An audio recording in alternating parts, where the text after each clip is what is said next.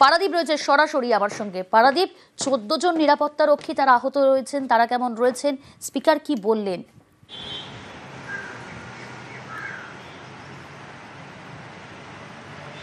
দেখো, ঠিক এই মুহূর্তে কিন্তু বিধানসভার স্পিকারের পক্ষ থেকে যেটা জানানো হয়েছে যে প্রায় 14 জন নিরাপত্তা রক্ষী এবং মার্শালকে যারা সহায়তা করেন তারা আহত হয়েছেন। যদিও যেটা বিরোধী দলের পক্ষ থেকে যেটা বিরোধী দলনেতা শুভেন্দু অধিকারী তিনি যেটা বলছেন যে যেভাবে আজকে বিজেপি বিধায়করা তারা হাউসের ভেতরে আক্রান্ত হয়েছেন, তারা তাদের গণতান্ত্রিক উপায়ে তাদের প্রতিবাদ নথিবদ্ধ করছিলেন এবং সেই সময় যেভাবে বিনা প্ররোচনায় স্পিকার যেভাবে মার্শালকে ডাকিয়ে এবং নিরাপত্তা রক্ষীদের ডাকিয়ে যেভাবে হাউসের মধ্যে থেকে বিধায়কদের একরকম ঘাড় ধাক্কা দিয়ে টেনে হিঁচড়ে বার করেছেন, সেখানে বেশ কয়েকজন বিধায়ক তাদের চাবি হারিয়েছে, কারো ঘড়ি খুলে পড়ে গেছে, কারো চশমা ভেঙে গেছে এবং সেই সব ভাঙা চশমা ঘড়ি নিয়ে কিন্তু বিরোধী দলনেতা শুভেন্দু অধিকারী তিনি স্পিকারের টেবিলে যান এবং সেখানে তিনি কেন এরকম পরিস্থিতি তৈরি হলো সেই সম্পর্কে জানতে চান এবং সেই সময় কিন্তু আমরা দেখেছিলাম যে শাসক দলের পক্ষ থেকে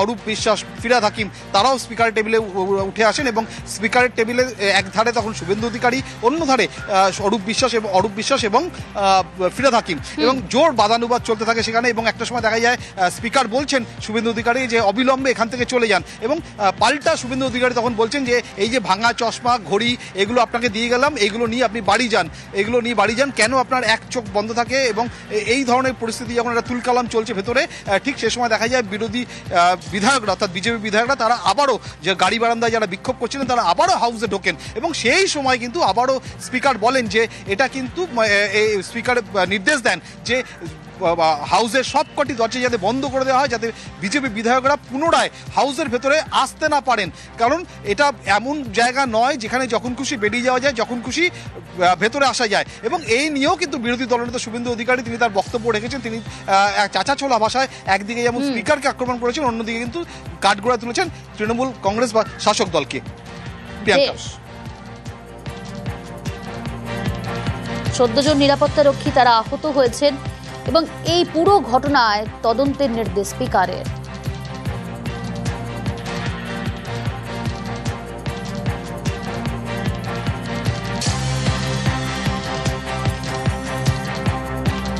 সভ্যতা, ভব্যতা, শিষ্টাচার সব জিনিসের সীমা ক্রস করেছে।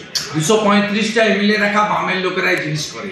প্রথমে আমি যখন ভাঙা জিনিসপত্রগুলো দিই তখন স্পিকার ঘোষণা করলেন যে মাইক ভেঙেছে যারা বিজেপির এমএলএ তাদের বিরুদ্ধে আমি ব্যবস্থা নেব। একজন মন্ত্রী এসে বললেন ফিরহাদ হাকিম যে সিকিউরিটির লোকেরাও মার খেয়েছে। আমি যেহেতু টেবিলে প্রমাণ দিয়ে এসেছি সুব্রত মৈত্রর ঘড়ি, শান্তনু প্রামাণিক, শঙ্কর ঘোষের ভাঙা চশমা, সেহেতু পাল্টা ডকুমেন্ট তৈরির কাজ চলছে। আমরা আমাদের প্রোটেস্ট রেকর্ড করিয়ে রাখলাম, ভবিষ্যতে চলছে। তবে প্রথমবার নয়, আগেও বিধানসভায় অশান্তির ঘটনা ঘটেছে। 2017 সালের 8ই ফেব্রুয়ারি মার্শাল ডেকে তৎকালীন বিরোধী দলনেতা আব্দুল মান্নানকে বের করা হয়। আবির রয়েছে আমার সঙ্গে। আবির, ইতিহাসটা একটু জানতে চাইবো। তুমি একটা ঘটনার প্রসঙ্গের কথা উল্লেখ করলে, এছাড়া হচ্ছে 28শে মার্চ 2022 সেদিনকেও বিধানসভার অভ্যন্তরে এমন ঘটনা ঘটেছিল। সেবারও হচ্ছে আমরা দেখেছিলাম যে তৃণমূল এবং বিজেপির যারা বিধায়করা রয়েছেন তাদের মধ্যে কার্যত ধস্তাধস্তি হয়, তখনও হস্তক্ষেপ করতে হয়েছিল মার্শালদেরকে এবং অভিযোগ ছিল তৃণমূল কংগ্রেসের যিনি বিধায়ক রয়েছেন অসিত মজুমদার তাকে মেরে নাক ফাটিয়ে দেওয়া হয়েছে এবং সেই সময় হচ্ছে একাধিক জনকে তখন সাসপেন্ডও করেছিলেন। এর আগেও হচ্ছে 8ই ফেব্রুয়ারি 2017 তৎকালীন বিরোধী দলনেতা আব্দুল মান্নান তাকে সাসপেন্ড করা হয় এবং তাকে যখন বার করা হয় মার্শাল দিয়ে, সেই সময় তখন তুমুল ধস্তাধস্তি হয় এবং সেই সময় অসুস্থ হয়ে পড়েন বিরোধী দলনেতা, তাকে পাঠানো হয় হচ্ছে হাসপাতালে। তবে বিভিন্ন সময় ধরে কোনো ইস্যু তৈরি হলে উত্তেজনা জনিত কারণে বিভিন্ন সময় ধরে তর্কাতর্কি হয়, তুমুল তর্কাতর্কির ঘটনা ঘটেছে। এমনকি অধিবেশনও গত 3 দিন দেখতে পাওয়া গেছে যে ওয়েলের সামনে কার্যত নেমে আসার ঘটনার উদাহরণ লক্ষ্য করতে পারা গেছে। কিন্তু এইভাবে মার্শাল দিয়ে ডেকে বার করার সময় ধস্তাধস্তি, ঠেলাঠেলি, পোশাক ধরে টানাটানি, পরিষদীয় দলনেতা বিজেপির তরফ থেকে যিনি রয়েছেন তাকে নিয়ে পড়ে যাওয়া ওয়েলের মধ্যে, এমন ঘটনা ঘটতে পারা যায়নি। ফলে স্বাভাবিকভাবেই এই গোটা ঘটনাকে ঘিরে 2022 এবং 2017 যে উদাহরণ সেটা অনেকে উল্লেখ করছে।